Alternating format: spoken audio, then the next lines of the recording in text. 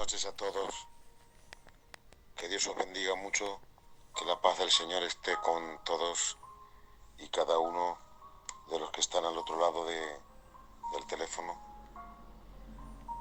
Bueno, y deciros que es un agradecer a todos los hermanos, que es un placer de nuevo estar con todos ustedes aquí en este canal. Y mi agradecimiento a todos los siervos del Señor que hay, que por ahí he podido ver, al Arturo, al Héctor, al Django, al tío Juanuco, a Vicente Huelva, al Zurdo, al Joselero, gran amigo mío que fui su responsable en el año 97, parece que fue, o 98, 97. Al José Carlos, a Basilio Motos, que también fui su responsable, gran amigo mío, en el año 2009 en Madrid.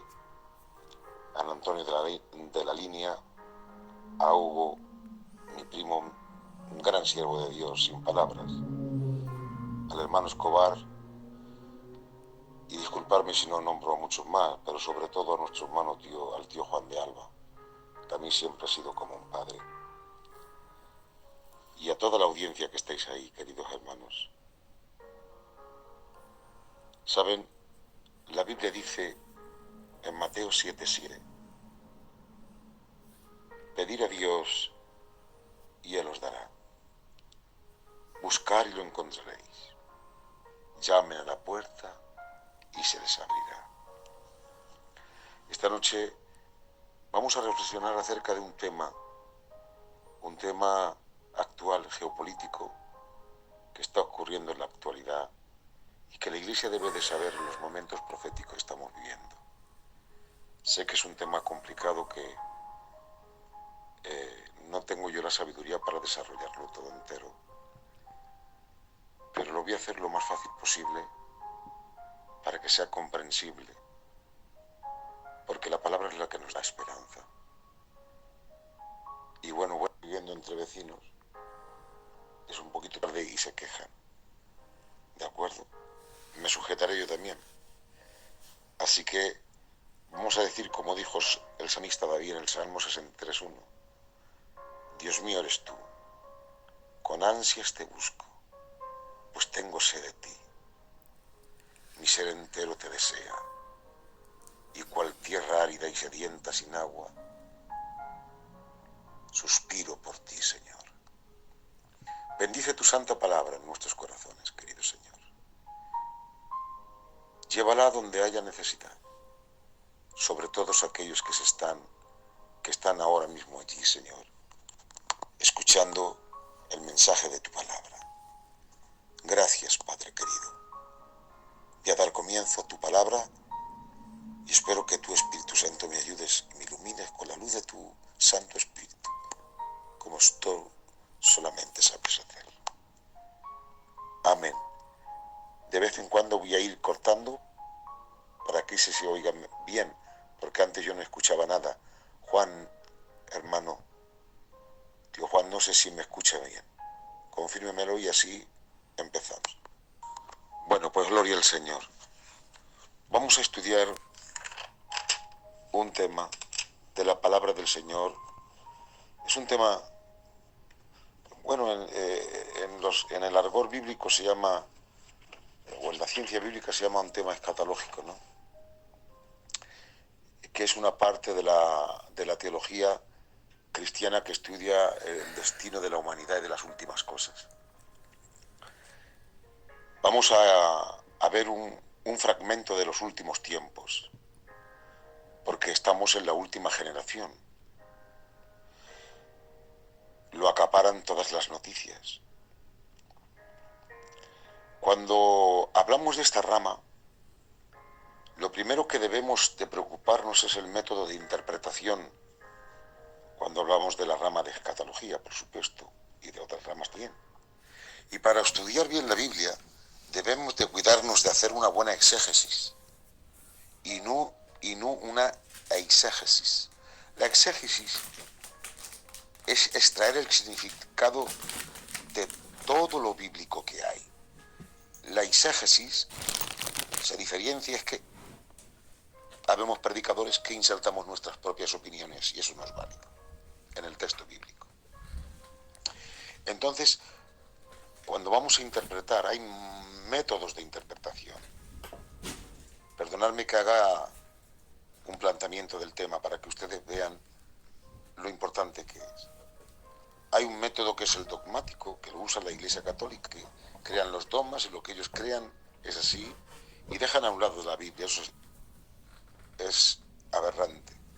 Hay un método que es alegórico, que busca simbolizar más allá de lo que plantea el texto. Por ejemplo, todo lo alegorizan, como el capítulo 37 de Ezequiel o las 10 vírgenes, que puede ser aplicable a la Iglesia, vale, pero el 37 de Ezequiel, por ejemplo, por nombrar algo, no es para la Iglesia, es para Israel. Capítulo 24 de Mateo no tiene nada que ver con la Iglesia, es para Israel, en la gran tribulación. Que se puede aplicar, tiene un significado aplicativo, de acuerdo, vale, pero literalmente es para la Iglesia. ¿Cuál es el método correcto que tenemos que aplicar entonces? El literal, el gramático, el histórico, el contextual. El literal, porque leer literalmente no siempre podemos analizar con verso en forma literal. Por ejemplo, en Mateo 5:30 no siempre vamos a tener la forma de aplicarlo literalmente. Cuando dice, si tu mano te es ocasión de caer, córtala. Muchos iríamos sin manos. Pero cuando no entendemos lo literal, debemos ir al gramático. Todo idioma tiene su gramática particular. Por ejemplo, Juan capítulo 6, verso 47. El que en mí cree tiene vida eterna. Esto es un verbo conjugado.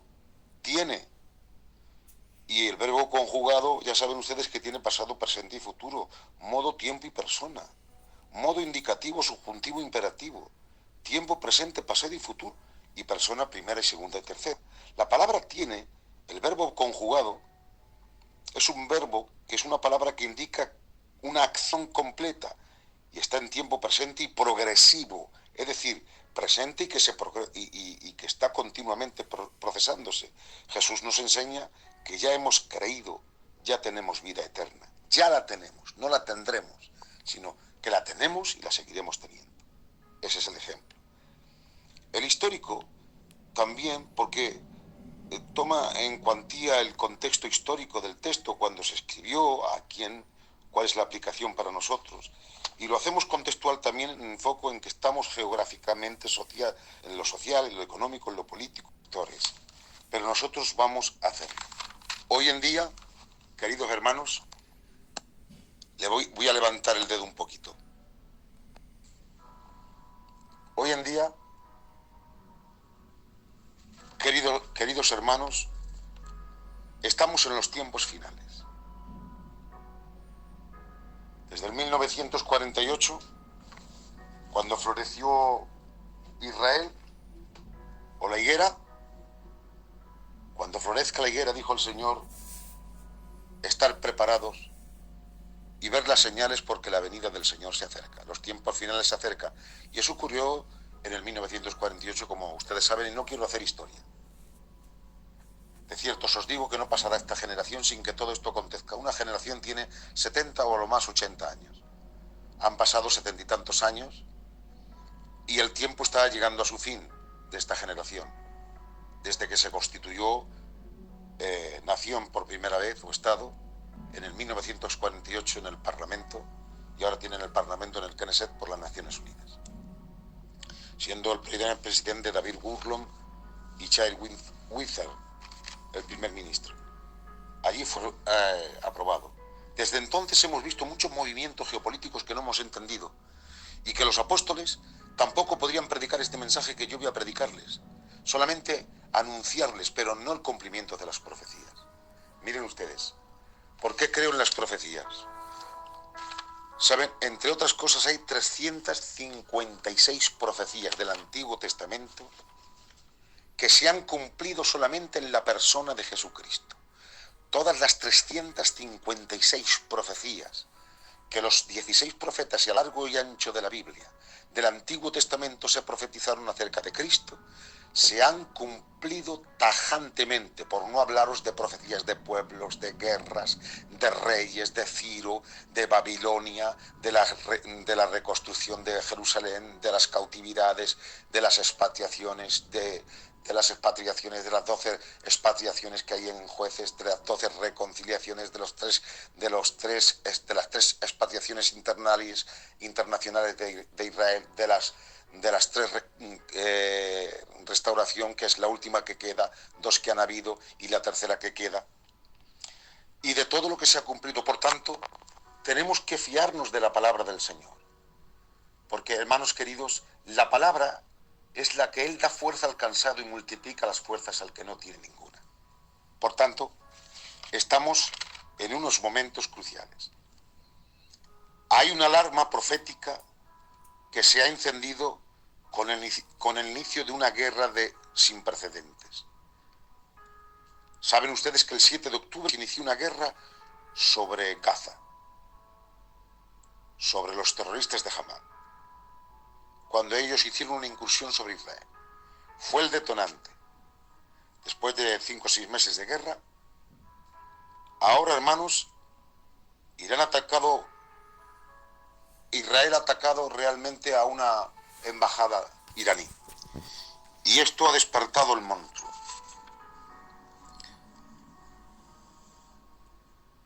Irán ha atacado a Israel. Un ataque furioso que implica una respuesta concreta de los Estados Unidos defendiendo a Israel, lo que podía escalar a un cumplimiento profético de lo que la Biblia ha anticipado, según nos dice en el Salmo 83, Jeremías 49 y Ezequiel 38. Por eso, el ataque de Irán sobre Israel es parte de un engranaje profético que está armando el rompecabezas de los últimos tiempos.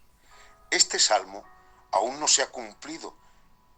El Salmo 83 es una profecía sobre una gran guerra que se avecina sobre Israel, guerra compuesta por una confederación de 10 naciones, que ahora os lo leeré, que se junta contra el pueblo de Dios, pero no hay un relato bíblico que coincida exactamente con esta descripción, lo que nos muestra que es un salmo profético, es decir, que estamos por ver la unión de estas 10 naciones para borrar del mapa Israel. Esto que está ocurriendo, que es noticia y que nos ponen en alerta porque es lo que la Biblia nos dio que pasaría. Esta mañana, a las 5 de la mañana, he visto el noticiero cómo Israel ha atacado también a Irán.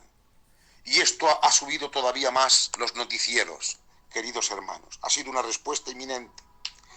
En el Salmo 83 examinamos el Salmo y veréis lo que dice la palabra del Señor. Tienen que tener ustedes un poquito de paciencia, porque tengo que leer la palabra del Señor. Que todas las cosas no me las sé de memoria, lógicamente. Salmo 83. Lean ustedes, porque es tiempo de apuntar cositas. Salmo 83. Dice así la palabra del Señor. Dice: oh Dios, no guardes silencio, no calles, oh Dios, ni estés quieto. Porque he aquí que rugen tus enemigos, y los que te aborrecen alzan cabeza, contra tu pueblo que han consultado astutamente y secretamente, y han entregado en consejo contra tus protegidos. Está hablando sobre Israel. Han dicho: venid, destruyámoslos para que no sean nación. Quieren borrar a Israel como nación, pero no lo van a poder. Y no haya más memoria del nombre de Israel, porque se confabulan corazón a una, contra ti han hecho alianza. Las tiendas, noten los 10 pueblos que dice aquí: tiendas de los edomitas, elamitas, Moab, agarenos, Gebal, Amón, Amelec, filisteos, Tiro y asirios. 10 naciones confabuladas de una guerra que no se ha visto en la historia, pero que ahora mismo se está confabulando. ¿Y qué tiene que ver esto? La Biblia La Biblia anticipó la guerra entre Irán e Israel en el Salmo 83. Estos son los pueblos de la antigüedad que muestran que hoy son los habitantes de los territorios y grupos entre las ciudades que están allí: Irak, Kuwait, el Líbano, Arabia Saudita, Siria, Yemen, el grupo Hamas, Hezbollah, los palestinos en la Franja de Gaza y otros pueblos que rodean a Israel. Han jurado su destrucción. El salmista enumera los 10 pueblos que se confabularon y son descendientes históricos de Israel. Estos 10 pueblos fueron los que hemos comentado, y solo diré: Edom, que vivía al sur de Israel y hoy es Jordania, y también son árabes. Los ismaelitas, que eran hijos de Abraham, representados por varios pueblos árabes. Ahí están, que se están confabulando. Los de Amón y Moab, que se ubicaron en el río Jordán y en la actualidad representan ciertos grupos étnicos como el centro de Jordania. Los agarenos son descendientes de Agar y en la actualidad son árabes del Medio Oriente, que también son los egipcios. Jebal, ubicado en el Líbano, que es el actual grupo del Hezbollah, que son los terroristas del norte de Israel, que odian a Israel. Amalek, que se levantó contra el trono de Dios, que descienden de Arabia y en la actualidad son los árabes. Los filisteos, que tienen la ubicación en la región y están acerca del Levante. En la actualidad son los de Gaza, son los de Hamas, lo que se está destruyendo ahora. Los de Tiro, ubicación son los finicios y en la actualidad es el Líbano, y Siria, que es Irak en la actualidad. Queridos hermanos, yo no estoy a favor de la guerra, ni nadie estamos a favor de la guerra, pero son profecías que tienen que cumplirse, porque se está viendo y estamos en los últimos tiempos. La profecía de Jeremías, ¿qué puede vincular a estos pueblos con Irán? Bueno, pues os lo voy a decir. Lean conmigo Jeremías 39, o sea, capítulo 49, verso 34. Jeremías 49, verso 34. Dice así la palabra: profecía sobre Elam. Palabra de Jehová que vino al profeta Jeremías acerca de Elam. En el principio del reinado de Sedequías, rey de Judá, diciendo: así ha dicho Jehová de los ejércitos, he aquí que yo te quiebro el arco de Elam, parte principal de su fortaleza, y traeré sobre Elam los 4 vientos de los 4 puntos del cielo. Los aventaré a todos estos vientos, y no habrá nación donde no hayan fugitivos de Elam. Y haré que Elam se intimide delante de sus enemigos, y delante de los que buscan su vida, y traeré sobre ellos mal y el ardor de mi ira, dice Jehová, y enviaré en pos de ellos espada hasta los que los acabe. Pondré mi trono en Elam, y destruiré a su rey y a su príncipe, dice Jehová, pero acontecerá en los últimos días. Y tú me dirás: esto acontecerá en los últimos días, que Dios quebrará el ejército, el arco, el reino, a las naciones y a la nación de Elam. ¿Pero quién es Elam? Pues muy sencillo, hermanos.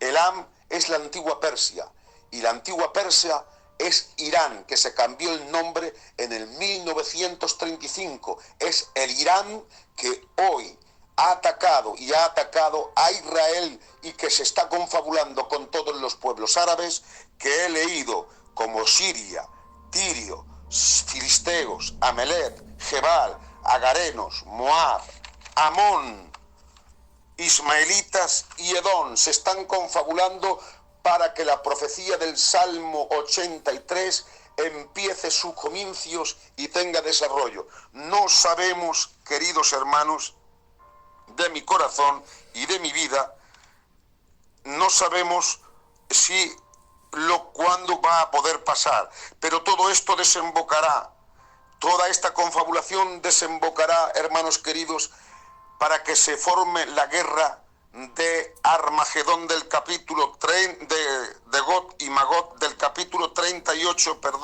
del libro de Ezequiel, donde allí estará comandada por Rusia también, bendecido el nombre del Señor, y por los países de alrededor como Mesec, Tubal, Tubok, la Unión Soviética, la antigua Unión Soviética, el pueblo de Afganistán, Turkmenistán, bendecido sea el nombre del Señor, y todos esos pueblos de Tubol de la parte de la Unión Soviética.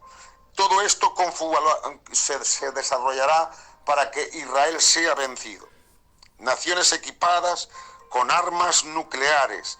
Hoy en día Rusia, Irán, China, Corea del Norte, Israel, Estados Unidos, Francia, Alemania, Inglaterra, todos estos y la OTAN estarán en su guerra nuclear en el capítulo 38 del libro de Ezequiel, pero dando gracias a Dios, esto pasará en la gran tribulación.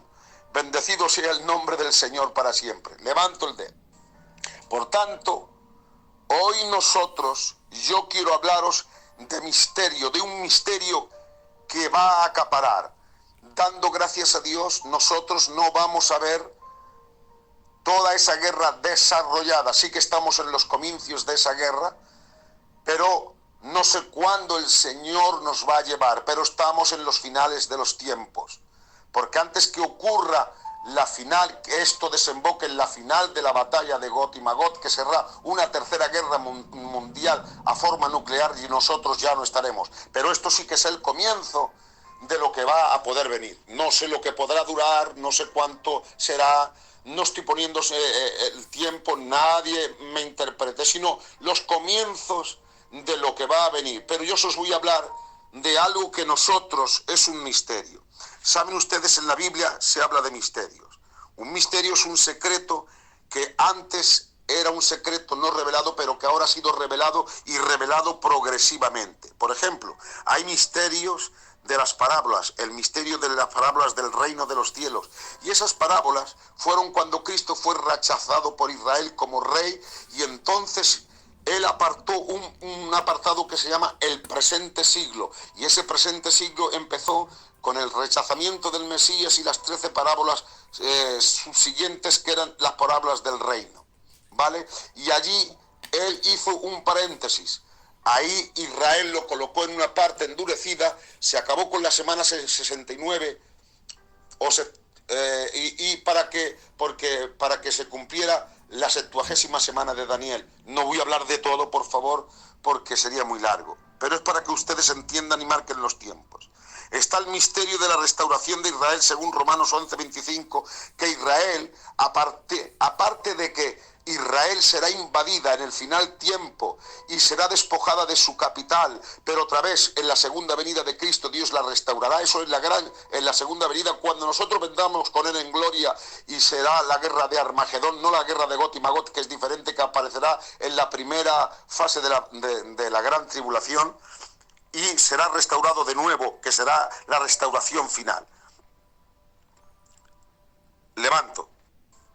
El misterio de las dos venidas. Hay un misterio de las dos venidas en Cristo, la primera y la segunda, pero hay un misterio insertado.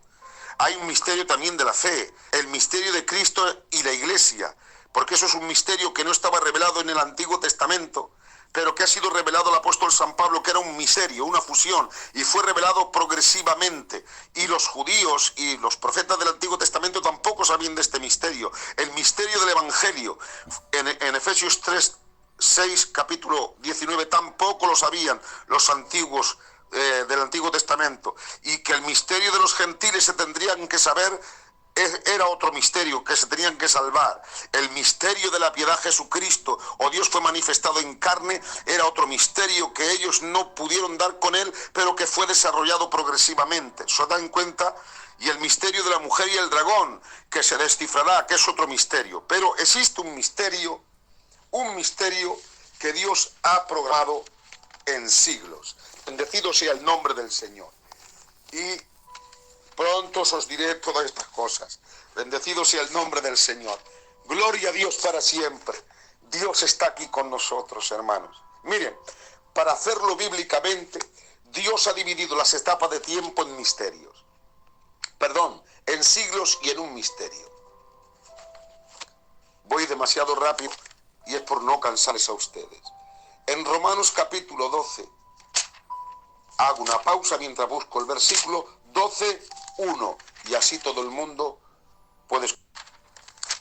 En el capítulo 12:1 dice: así que, hermanos, ruego por las misericordias de Dios que presentéis vuestros cuerpos en sacrificio santo y agradable a Dios, que es vuestro culto racional. Y dice: no os conformáis a este siglo, sino transformaos por medio de la renovación de vuestro entendimiento. Aquí marca un tiempo. Este siglo comienza con el rechazamiento del Mesías y se abre una etapa nueva que es un endurecimiento para Israel, y se establece el estado de gracia, que es el estado de gracia es cuando el Espíritu Santo baja sobre la iglesia. Ahí en el Pentecostés se habla del presente siglo y hay un presente siglo. Pero en el libro de Colosenses hay otro siglo. Leamos las escrituras. Presente siglo. Ya lo hemos leído. Pero hay otro siglo. Capítulo 1:26 de Colosenses. Dice la Biblia: ahora me gozo en lo que padezco por vosotros y cumplo en mi carne lo que falta de las aflicciones de Cristo por su cuerpo, que es la iglesia, de la cual fui hecho ministro según la administración de Dios que me fue dada con vosotros, para que anuncie cumplidamente la palabra de Dios. El misterio, noten ustedes, misterio que había estado oculto desde los siglos y edades, pero que ahora ha sido manifestado a sus santos, a quienes Dios quiso dar a conocer las riquezas de la gloria de este misterio entre los gentiles, que es Cristo en nosotros, la esperanza de gloria. Luego estamos viendo que dice San Pablo que hay un misterio, escúchenme bien, que hay un misterio en los siglos pasados, pero que en el siglo pasado era oculto. Luego hemos visto un siglo presente que no hay que conformaros, pero existe un misterio que en el estado presente ha sido declarado a la iglesia, pero que estaba oculto en el siglo pasado y que no había sido revelado en el siglo pasado, sino en el siglo presente, en quien Dios quiso dar a conocer la gloria de este misterio. ¿Qué misterio? Que Cristo es la esperanza de gloria. Bien, pero en el libro de los Efesios, capítulo 3:5, hay, hermanos queridos de mi corazón, nos habla del misterio, de otro misterio. En 2:7 dice: Él os dio a vosotros vida cuando estabais muertos en delitos y en pecados. Dice: en los cuales anduvisteis en otro tiempo siguiendo la corriente del mundo, conforme al príncipe de la potestad del aire. Y pasamos al 3:5. Dice la palabra del Señor: por esta causa yo, Pablo, prisionero de Cristo Jesús por vosotros los gentiles, si es que habéis oído de la administración de la gracia de Dios que me fue dada para vosotros. Está diciendo, hermanos queridos, que hay una gracia que Dios nos ha dado por medio de la fe en Cristo y que nos ha resucitado. Y ahora dice: por la administración de la gracia que de Dios me fue dada a vosotros, que por revelación me fue declarado el misterio. Aquí habla otra vez el misterio. Como antes os he escrito brevemente, leyendo lo cual podéis entender cuál sea mi conocimiento. ¿En qué? En el misterio de Cristo. Misterio que en otras generaciones no se dio a conocer a los hijos de los hombres, como ahora es revelado a sus santos apóstoles y profetas y por el Espíritu. ¿Se dan cuenta, hermanos? Un misterio que no ha sido revelado en los antiguos profetas y profetas del Antiguo Testamento. Una revelación que ha sido revelada a él, pero que ha sido revelado en este siglo, y es un misterio oculto en el pasado siglo, para dar a conocer, escúchame bien, verso 7, 2:7, dice la palabra del Señor, dice: para mostrar en los siglos venideros, ahí está la palabra, siglos futuros, venideros, las abundantes riquezas de su gracia por la bondad. Es decir, que hay un misterio escondido, que ha sido revelado en el presente siglo a San Pablo, que estaba escondido en el siglo pasado, para que nosotros, la Iglesia, lo demos a conocer para los siglos futuros. ¿Y cuál es el misterio? Bendecido sea el nombre del Señor. Gloria a Dios. Levanto el dedo para que ustedes puedan escuchar bien. ¿Cuál es ese misterio que tanto dice San Pablo que ha sido anunciado y que él ha sido revelado cuando estaba en Arabia y Dios le dio el misterio, y que el apóstol Pedro dice, Pablo dice, habla cosas que no nos es posible entender, porque habla de una cosa que Dios se la reveló a él. ¿Cuál es el misterio? Pues el misterio, queridos hermanos, haría volcar a la iglesia de Corinto. Corinto estaba pasando por algo terrible. La iglesia de Corinto estaba llena, era una iglesia de Dios que Dios había rescatado, pero se había desformado. Se estaban dividiendo las iglesias. Y unos decían que era de Pablo, otros de Pedro. Y claro, él empieza a escribir. Y se estaba degenerando la iglesia. Hoy también hay divisiones en la iglesia. Y no quiero entrar, porque las divisiones no acarrean nada bueno. Luego, hermanos queridos, habla de la gente que solamente busca la sabiduría, pero queridos hermanos, que tienen conocimiento, pero que no tienen la sabiduría, perdón. Porque la verdadera sabiduría está en mostrar el poder y en la predicación de la palabra, porque no es la excelencia de las palabras, porque uno puede tener conocimiento de Dios, pero no la sabiduría para aplicarla. Uno puede tener conocimiento de la teología, pero no tiene poder, no tiene la sabiduría para poder aplicar el conocimiento abastecido. Una cosa es el conocimiento y otra cosa es la sabiduría. Cristo es la sabiduría personificada del Padre. Bendecido el nombre del Señor. Por eso San Pablo dice que hay que conocer la sabiduría del capítulo 7 de Proverbios, porque es la sabiduría personificada. Cristo, dice Pablo, es la sabiduría personificada. Y queridos hermanos de mi corazón, allí había en Corinto una iglesia que se estaba deformando, muy deformada. San Pablo pretende empezar a ordenarla. Estaban los casos de inmoralidad que cometían, incestos, adulterios, fornicaciones, perdonarme. Y todo eso lo permitían. Levanto. Estaban los casos de litigios, que ya tenemos bastante, que todos nuestros litigios, nuestras peleas en la obra del Señor se van hasta incurren hasta los inconversos. Hoy no se arreglan las cosas internamente en la iglesia. Enseguida se lanzan por TikTok todas las peleas, todas las cosas. Dios nos ayude, queridos hermanos.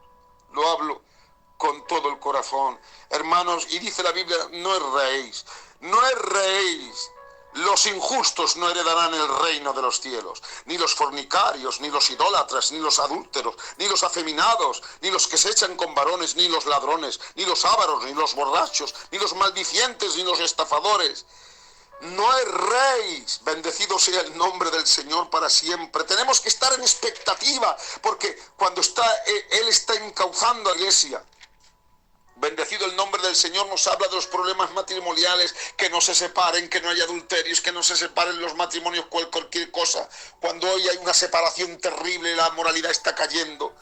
Una iglesia que practicaba las fiestas paganas, como hoy se está haciendo también, y no quiero entrar en detalle, pero se estaba desformando. Una iglesia que amaba la idolatría, como algunos también la aman, el dinero y todas estas cosas, y los coches y las casas lujosas. Como algunos hermanos queridos hacían los que les venía en gana, y queridos hermanos tomaban la cena del Señor abusivamente y eran perjudicados. Algunos tenían enfermedades, otros morían de repente, ya saben ustedes. Pero San Pablo habla del desorden de los dones espirituales, y hay que se cree que porque tienes dones espirituales ya estás santificado, y no es así. Hay que puede tener el don de lenguas, o el don de un conocimiento, o el don, hermanos, de milagros, pero conocer a Dios es diferente. Dios no te va a salvar por los dones que tú tengas, sino porque realmente vives una vida santificada. ¿Os acordáis vosotros, Señor? En tu nombre echemos fuera demonios, en tu nombre hablemos nuevas lenguas, en tu nombre hicimos milagros. Ya teníais mis dones, pero no me conocíais, no andabais correctamente conforme a mi palabra, por tanto no os conozco.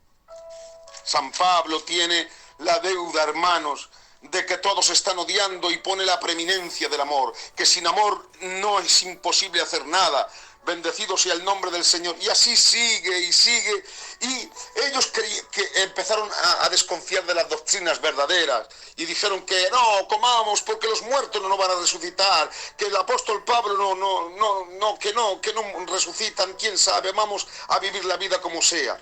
Y San Pablo al ver el misterio y le dice, si no creéis en la resurrección, vana es vuestra fe. y comer y beber porque mañana moriréis, pero os hablo de un misterio. Y aquí desvela el misterio. ¿Qué misterio nos quiere revelar? Hermanos, por favor, hermandar vuestros caminos. Por favor, ser espirituales. Por favor, amaros con amor eterno.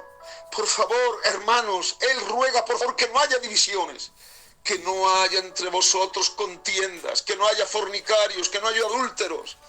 Pero ¿cómo se puede saber esto? ¿Cómo no podemos saltar las líneas rojas? Dice, porque os digo un misterio. Y aquí va.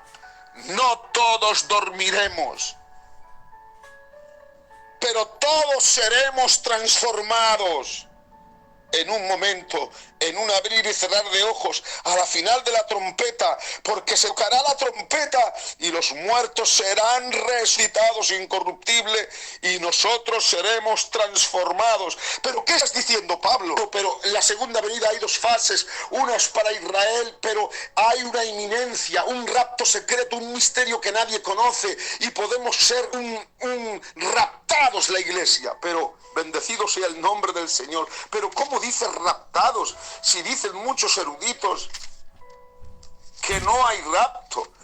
Bendecido el nombre del Señor. No me importa lo que diga la gente, me importa lo que dice la palabra del Señor. Miren, Primera de Tesalonicenses, en Segunda de Tesalonicenses estaba habiendo muchas guerras y muchos morían por que manifiesta el hombre de pecado, el hijo de perdición. Es decir, la segunda venida no podrá venir el Señor sin que se manifieste el hombre de pecado. Pero en Primera de Tesalonicenses Él les habla y les recuerda. Escúchenme, y aquí quiero insertar el verso.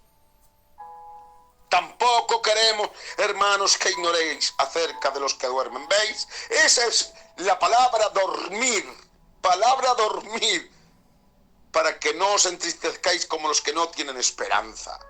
Porque si creemos que Jesús murió y resucitó, también traerá Dios con Jesús a los que durmieron con Él. ¡Qué palabra, hermanos! Luego haré hincapié en ello. Por lo cual os decimos esto en palabra del Señor, que nosotros que vivimos, que habremos quedado hasta la venida del Señor, no predeceremos a los que durmieron, porque el Señor mismo con voz de mando, con voz de arcángel, con trompeta de Dios descenderá de los cielos, y los muertos en Cristo resucitarán primero, y nosotros los que vivimos, los que hayamos quedado, seremos arrebatados juntamente con ellos en las nubes para recibir al Señor en el aire, y así estaremos siempre con el Señor. Por tanto, alentaos con estas palabras. Suelto para que todos oigan bien. ¿Pero será verdad que existe el arrebatamiento? Pregunto. ¿Será verdad que existe? Cuando el posamilenariismo enseña que la segunda venida de Cristo será después del milenio. Cuando distintos grupos de premilenaristas como nosotros, que están los pretribulacionistas, sostienen que la iglesia será raptada antes de la gran tribulación, y otros dicen los medio tribulacionistas que opinan que la iglesia será raptada a mitad de la semana 70, y los postribulacionistas afirman que la iglesia será raptada al final, que pasará la gran tribulación. Pero ¿por qué creo que seremos raptados antes que venga la gran tribulación y antes que este proceso y cuadro de la 70ª semana se cumpla? Nosotros seremos raptados. Queridos hermanos, vengo a darte esperanza. Con tanta guerra, ¿pero será verdad que existe el arrebatamiento? ¿Qué dicen las Escrituras? Es verdad, queridos hermanos, que algunos interpretan equivocadamente las Escrituras porque dicen que la palabra rapto no viene. Y es correcto, la palabra rapto no viene en la Biblia, sí arrebatamiento.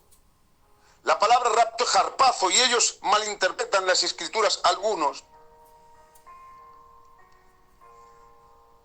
han dicho que entienden mal los detractores del harpazo, lo entienden mal, porque dicen que harpazo es la palabra robar, quitar de en medio.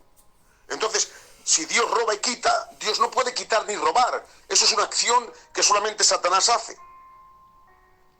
Pero la palabra harpazo la estudiaremos rápidamente para defender el rapto de un hurto, de un quitar. La vamos a analizar en griego la palabra que difiere hurto de robo, mas no se refiere al arrebatamiento. En el capítulo 10 dice, el ladrón no viene sino para hurtar, robar y destruir. Ahí la palabra no es harpazo, como algunos atribuyen, sino es la palabra kleptó. Y la palabra kleptó significa que el ladrón viene a robar y no se refiere. Es la palabra clopé. Es diferente de harpazo. En Apocalipsis 9:21 dice que, hermanos queridos, se habla de lo que va a pasar en la gran tribulación, del crimen organizado, que no se arrepintieron de sus hurtos, de sus robos. Bendecido sea el nombre del Señor. Y la palabra, hermanos, del 23-25, que dice, hipócritas que estáis llenos de robo, no se refiere a arrebatamiento de la iglesia. Robo ahí, robo, esa palabra robar, no se refiere a arrebatamiento o harpazo. Se hace la palabra alusión a harpajé. Bendecido el nombre del Señor. Entonces, queridos hermanos, la conclusión es que la palabra rapto o harpazo no tiene nada que ver con el robo hurto, sino que describe una forma de Cristo que saca a la iglesia del peligro. Me voy a explicar. Suelto y aprieto otra vez. Es Cristo el que saca a la iglesia del peligro. ¿Os acordáis de Génesis 19:16? Cuando Lot y los ángeles vinieron a darle el mensaje a Lot de que Sodoma y Gomorra iba a ser destruida. ¿Qué hicieron los ángeles? Dice, asieron de la mano, cogieron de la mano a Lot y lo sacaron de Sodoma y Gomorra. Ahí la palabra es harpazo, lo sacaron, lo arrebataron, lo quitaron. ¿Por qué? ¿Por qué quita? Porque es algo de su propiedad, pero no quita ni roba, sino que coge. Es decir, un ejemplo mejor. Imagínate que tú, o un hijo tuyo, o un familiar tuyo, no quiera Dios, lo ves en un peligro, en una carretera, y ves un coche que viene. ¿Qué haces? Te tiras rápidamente a donde el niño o donde el familiar y lo coges a la fuerza con violencia para quitarlo del peligro. Si alguien te está diciendo, oye, que estás quitando al niño, que estás robando, no lo robo, lo estoy cogiendo porque es de mi propiedad del peligro que viene.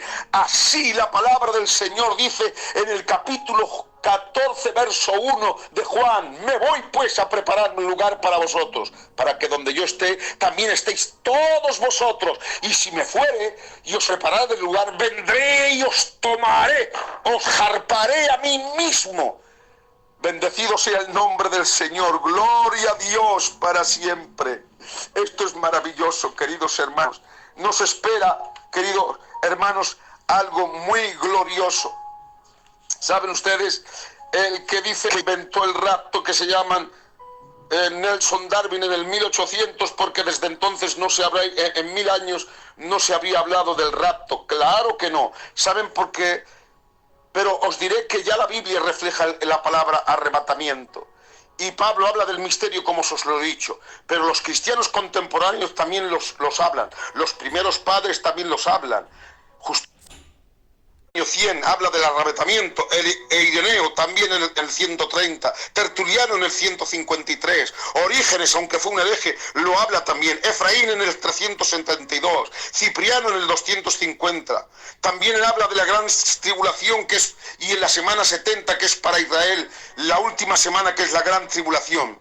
Pero ¿por qué dice Darwin que en 1800 años no se enseñó, que fue en el 1800 se enseñó?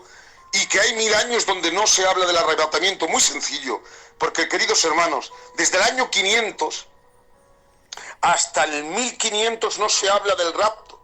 ¿Saben por qué? Porque en el año 500 entró la época del oscurantismo, donde se hizo la religión-estado y donde los papas cerraron la Biblia y la Biblia no circulaba en el idioma natural, y entonces las doctrinas no volaban, el Espíritu Santo no podía enseñarlos.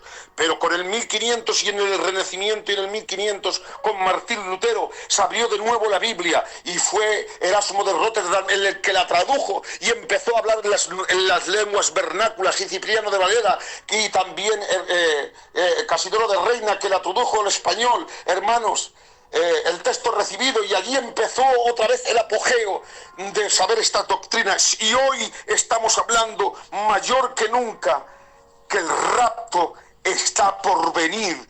Pronto nos acercamos a ese evento final. Y hermanos queridos, y tú podrás decirme, pero Antoñico, ¿y cómo puedes aseverar tanto, aunque son muchos datos? Es muy sencillo. Os voy a mostrar que la Iglesia no es lo mismo que Israel, porque hay algunos teólogos por ahí que están, hay muchos por ahí que están anunciando la teoría del reemplazo, como que nosotros reemplazamos a Israel y que las promesas de Israel son para nosotros. No es cierto, eso no es cierto. Israel es un pueblo aparte y la Iglesia es un pueblo aparte, y os lo voy a decir si queréis tomar nota para ir corriendo. La Biblia muestra varias diferencias del propósito. Israel recibe promesas terrenales en los pactos, en los 7 pactos de la tierra, pero la Iglesia recibe promesas celestiales en los evangelios, en las moradas celestiales. Israel es la simiente física de Abraham, y algunos la simiente. La Iglesia es la simiente espiritual, es padre de Abraham. Nosotros es nuestro padre por medio de la fe, pero ellos son por genética. Israel tuvo nacimiento físico que conduce al parentesco, pero la Iglesia tuvo nacimiento espiritual, es la regeneración por el Espíritu. Israel se relaciona con el pacto abránico y los demás. La Iglesia está indirectamente relacionada con el pacto abránico y los nuevos pactos. Israel es una nación, la Iglesia es de todas las naciones. Israel existió a través de los siglos desde Abraham. La Iglesia existe solamente desde el día del presente siglo en el Pentecostés. Israel no tiene actividad misionera. La Iglesia tiene que predicar una actividad misionera, el Evangelio, ir por todo el mundo y predicar el Evangelio a toda la criatura. Israel es rechazada como nación porque no aceptó al Mesías y será restaurada. La Iglesia es salvada actualmente por la muerte de Jesucristo, aceptando la fe, no por mérito de pactos ni de obras, sino por fe. Israel, Dios es el Padre de la nación, pero la Iglesia, a través de la regeneración, Dios es nuestro Padre, Padre individual. Para Israel Cristo es el Mesías Rey, pero para la Iglesia Cristo es el Esposo y Señor. Para Israel el Espíritu Santo venía de una forma temporal, pero para nosotros la Iglesia somos en esta gracia el templo del Espíritu Santo de Dios. Bendecido sea el nombre del Señor. Para Israel la segunda venida vendrá con poder y gloria para juicio, pero para la Iglesia vendrá y aparecerá como un rapto secreto cuando nadie te lo espera, queridos hermanos de mi corazón. Aquí están las diferencias y hay muchas más. Corto, para que muchos podáis entender.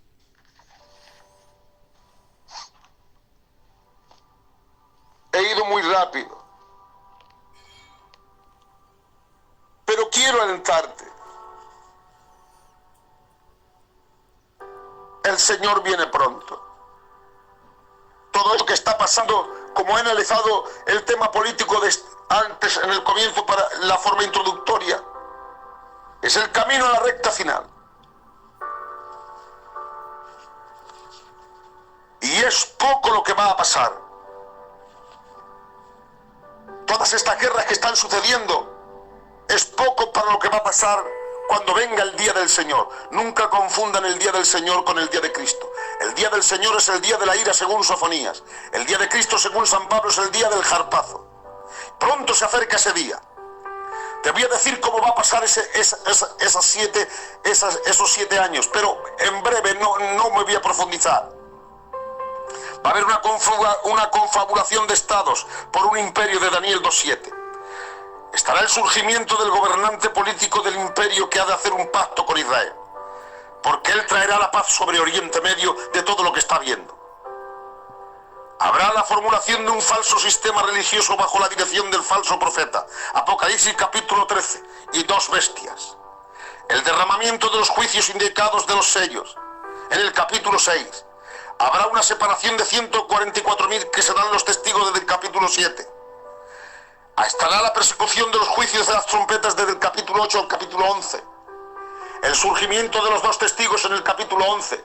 La persecución contra Israel en el capítulo 12. El derramamiento de juicios en las copas del capítulo 16. La caída falsa de la iglesia profesante del capítulo 17. Los eventos de la batalla de Armagedón de Ezequiel capítulo 38. Apocalipsis 16 y capítulo 19 verso 17. La plantación del evangelio del reino en el capítulo 24, el regreso del Señor en gloria que vendremos con él, la resurrección de los santos del Antiguo Testamento de la tribulación, la destrucción de la bestia, el juicio de las naciones, el reino de Israel, la reunión de Israel, el juicio de Israel viviente, Ezequiel capítulo 20, la restauración de Israel. Habrá tal tribulación que nadie podrá aguantarla. Yo desde aquí te digo, no te quedes. No merece la pena ser y practicar el pecado. El día se está acabando. ¿De qué valen las divisiones? ¿De qué valen las contiendas? ¿De qué valen, hermanos, las críticas, las murmuraciones? ¿De qué vale pecar cuando nadie te ve si Dios te está viendo? La Biblia dice, sin santidad nadie verá al Señor. Hoy se está perdiendo la santidad. Mucho conocimiento, pero poca santidad. Y el conocimiento no te salva. Te salva la santidad. Más conocimiento que tiene Satanás y es un demonio, no hay quien lo tenga. Pero es un demonio. No me hables de que tienes conocimiento, porque el conocimiento no cambia a nadie. Es el Espíritu Santo. Conocimiento tenían los fariseos y destruyeron al Mesías. Pero dice la Biblia de Isaías, habrá un camino llamado camino de santidad, que el hombre, por muy torpe que sea, si andare por él se salvará. No necesitas saber lo poquito que yo te he explicado, que es una migaja de nada, yo no sé nada. Pero si tú eres una persona que tienes relación con Dios, que te apartas del pecado, hijitos míos, no pecar, y al que pecare abogado tenemos para con el Padre Jesucristo el justo. Su sangre te limpia de todo pecado. Huye del pecado esta noche. Repruébalo. Salva a tus hijos. Salva a tu familia. Gloria al Señor para siempre. Sal de ahí urgentemente. Sal urgentemente de ahí, querido hermano. No te quedes ahí. Reprende al demonio en el nombre de Jesucristo. Gloria a Dios para siempre. Ese demonio que no nos permite acercarnos a Dios, por favor, sal de ahí rápidamente. Dios está a tu lado. Nunca lo olvides. Es hora de reconstruir tu vida con el Espíritu Santo esta noche. Ven al Espíritu Santo, te dice el Señor. Arrepiéntete de tus pecados. Oh, queridos hermanos, miren ustedes, sé que muchos de nosotros se nos han ido seres queridos.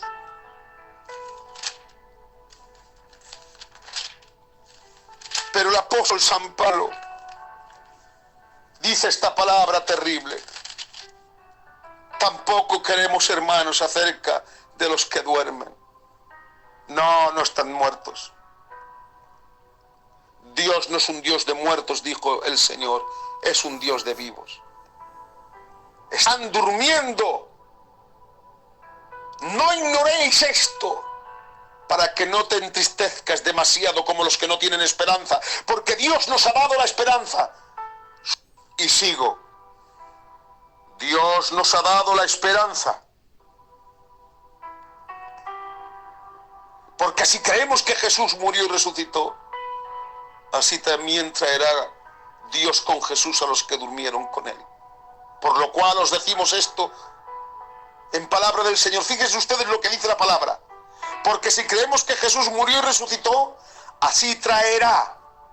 Noten la palabra, traerá Dios con Jesús a los que durmieron. Si los trae. ¿Por qué los trae con Jesús?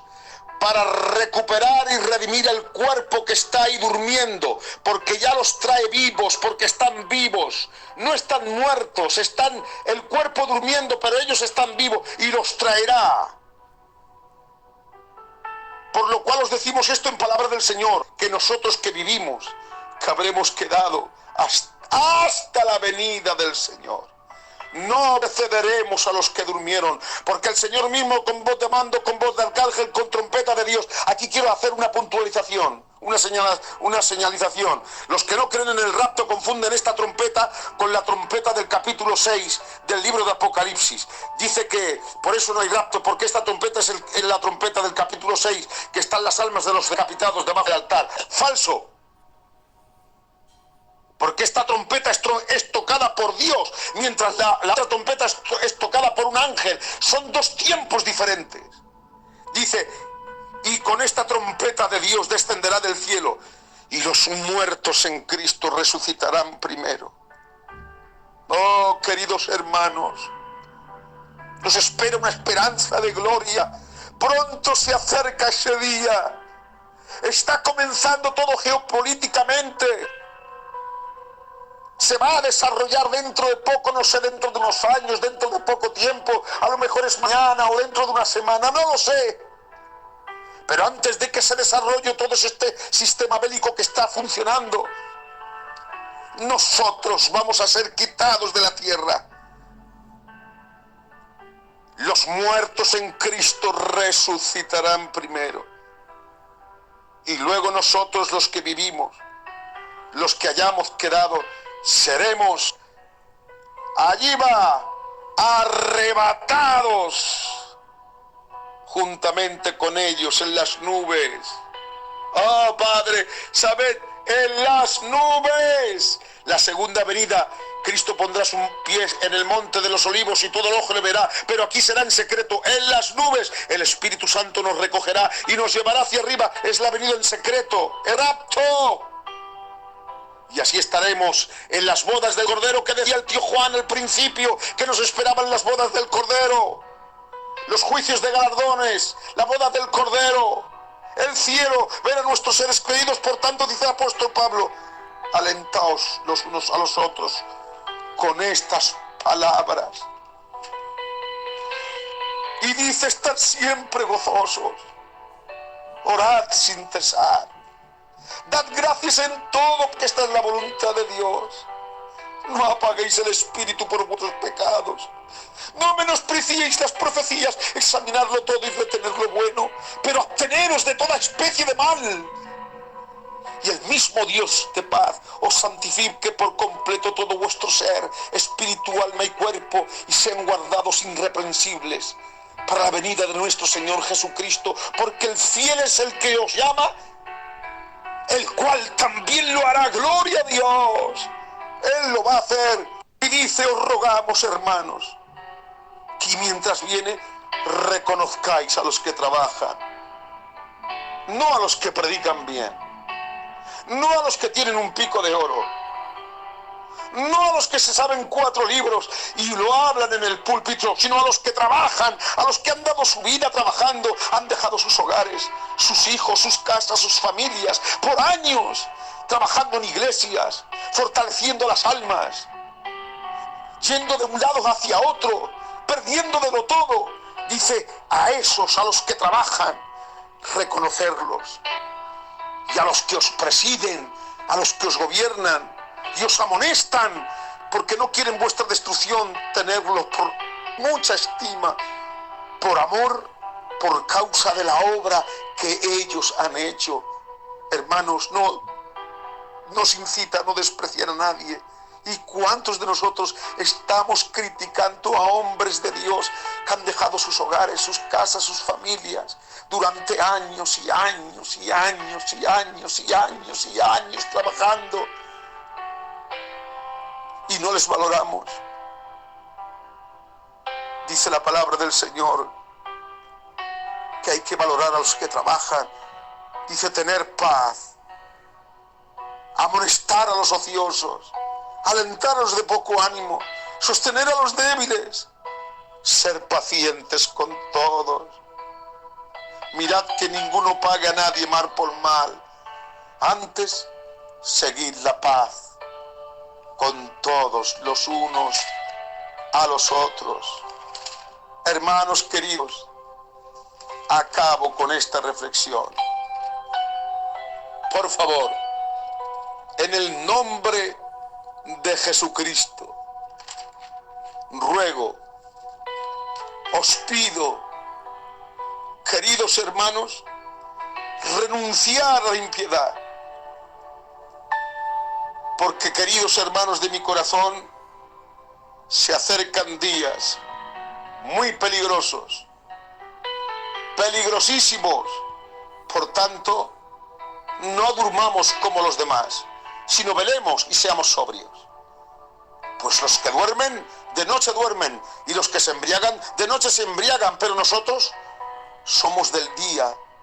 Seamos sobrios, andemos de santidad, habiéndonos vestido con la coraza de fe y de amor, y con la esperanza de la salvación como yelmo, porque no nos ha puesto, atención, Dios para la ira. Nosotros no somos el pueblo para la ira, sino para alcanzar salvación por medio de nuestro Señor Jesucristo, quien murió por nosotros para que ya sea que velemos o que durmamos, vivamos juntamente con Él. Por lo cual, animaos unos a otros y edificaos los unos a los otros.